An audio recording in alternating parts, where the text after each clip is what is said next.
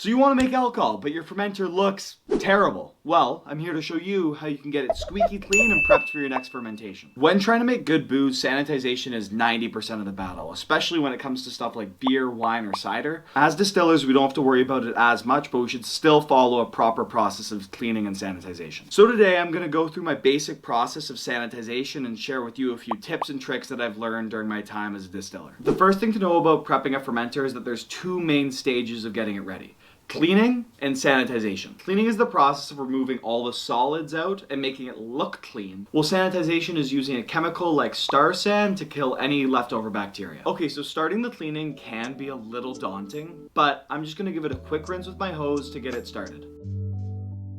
Okay, so for the next step, we're gonna get out everything that we couldn't get out with the hose, anything that's kind of crusted on or stuck in. If you're brewing or making wine, you're gonna wanna use a cleaning chemical like OxyClean or PBW. PBW is by far the best thing on the market, and you should absolutely use it. Because I'm distilling, I can be a lot more lax, and I'm just gonna use some boiling water.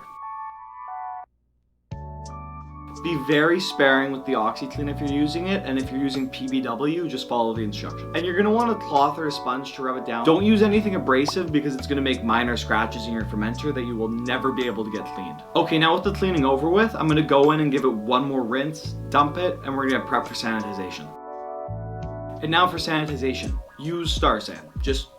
This isn't a debate, Star San is the best thing on the market. You may see stuff like this, Chloriclean, don't use it, use Star San, it's better.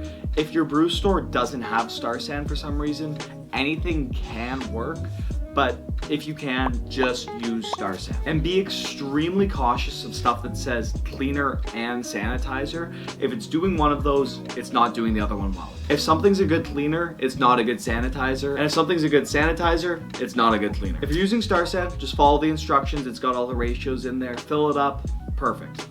But because I'm using such a big fermenter, I'm just gonna coat it in a layer of Star San and give it a rinse to almost make the solution in there, and then swash it around, sanitize it, dump it. I'm only doing this because as a distiller, we can be pretty lax on the cleaning process. But if you're making beer or wine, do not go lax on the steps like this. Sanitization is 90% of the battle. Okay, and with that, you're gonna have a bit of foam left in the bucket.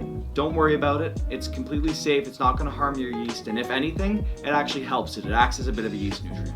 Okay, now moving on with the video, I'm just gonna give a couple quick tips and things that I've learned over the years so you don't have to go through the headaches that I've gone through. Okay, so number one, starting us off, sanitize everything. I'm talking siphons, bottles, tools, everything. Anything that comes in contact with your wine or beer from the start to bottling to drinking, whatever, make sure it's sanitized. Because if you take something that's not sanitized, put it into the mash, and it's contaminated, you just wasted all that time and all that energy sanitizing it. Just sanitize everything.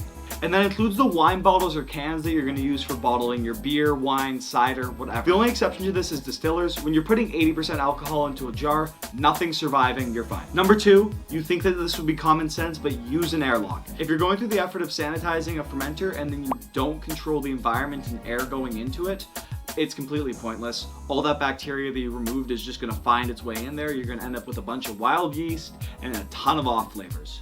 Use an airlock. Number three, spray bottles. It's a lot easier than using a big bucket. If you put a bit of distilled water and Star San in a spray bottle, you can spray down all your tools, your hands, everything with it. And number four, stabilizers. Something like Campton tablets, potassium metasulfite, or potassium sorbate is a great way of getting your wine to the point that you want it and then stopping any wild bacteria or yeast from developing. It basically just acts as a kill-all for any living things that want to live in that alcohol. I stand by using it when you're bottling any non-distilled beverage. Just stops any wild stuff from messing with the product. All right, that's all for now. Enjoy making some booze and check out this video where I made some whiskey using that fermenter.